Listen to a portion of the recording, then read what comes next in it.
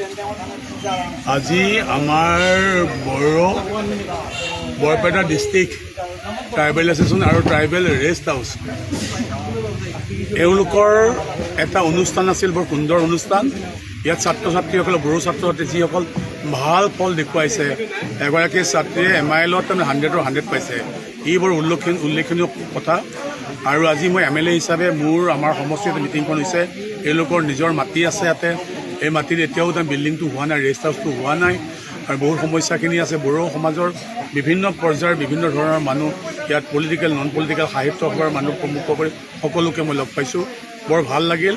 আৰু আজি মূল কথাটো হ'ল, আমাৰ এই ভূমিপুত্ৰ খিলঞ্জীয়া মানুহ একদম কম সংখ্যক আমাৰ সমষ্টিবোৰত আছে।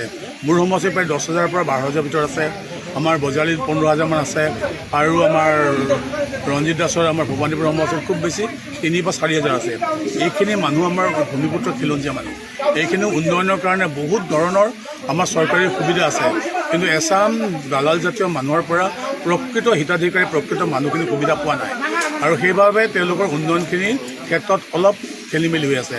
আমি এটা কাম কৰিছোঁ এইবাৰ, তেওঁলোকক অনুৰোধ কৰিছোঁ, জিলা বড়ো আমাৰ যিখন ডিষ্ট্ৰিক্ট কমিটি আছে, যে তেওঁলোকে এটা তাৰমানে লিডাৰশ্বিপ কোৱালিটি এটা ক্ৰিয়েট কৰক, যি কথাবোৰ যে এইখনত আমাৰ একো হোৱা নাই, এইখিনি কৰিব লাগে বুলি MLAকে এপ্ৰ'চ কৰক। কিছুমান সাধাৰণ গাঁৱত মই বহুতত গৈছোঁ, মানুহখিনিয়ে কথাবোৰ অলপ ঠিকে, খুব সহজ সৰল মানুহ, কিন্তু তেওঁলোকৰ কি কৰিব লাগে, কি কৰিব বুজি নাপায়, চৰকাৰী কামবোৰ বুজি নাপায়। গতিকে আমাৰ লিডাৰশ্বিপ কিছুমান মানুহ স্ব ইচ্ছাই ওলাব লাগে, মানুহখিনি ডেভেলপ কৰিব লাগে। চৰকাৰৰ ফাৰ্মিঙৰ নামত, গাহৰি উইভিং এইবিলাকৰ নামত, হেণ্ডলুম টেক্সটাইলৰ বহুত ফাণ্ডিং আছে, এইবোৰ আমি কৰিব পাৰোঁ। কাৰণ বড়ো মানুহসকল খেতি, আমাৰ হেণ্ডলুম এণ্ড টেক্সটাইল, এইবোৰ ফাৰ্মিঙত উস্তাদ। গতিকে আমাৰ চৰকাৰৰ বিভিন্ন পৰিকল্পনা হ'লে আমি আগবঢ়াব পাৰোঁ, বেংকৰ লোন চোনখিনি কৰিব পাৰোঁ। গতিকে মানুহখিনিৰ লগত MLA গৰাকীৰ যোগাযোগ থাকিব লাগিব, আৰু মানুহখিনিয়ে তাৰমানে এনেকুৱা হ'ব লাগে যে আমি মানুহৰ এইটো আজি চিলেক্ট কৰি ল'ব লাগিব যে এইখন গহুৱা অঞ্চলটো আমি এইখিনি কাম কৰিম, কালি নহয় কালি আমি এইখিনি গহা অঞ্চলৰ কাম কৰিম, পৰহি আমি এইখিনি দীঘল ডঙাৰ কাম কৰিম, চতুৰ্থী আমি এইখিনি চতলাৰ কাম কৰিম।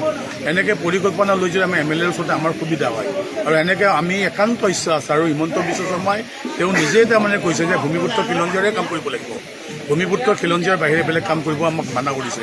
গতিকে সেয়ে মই অনুৰোধ কৰিছোঁ, আপোনালোক সকলোবোৰ আহিব, আমি কাম কৰিম।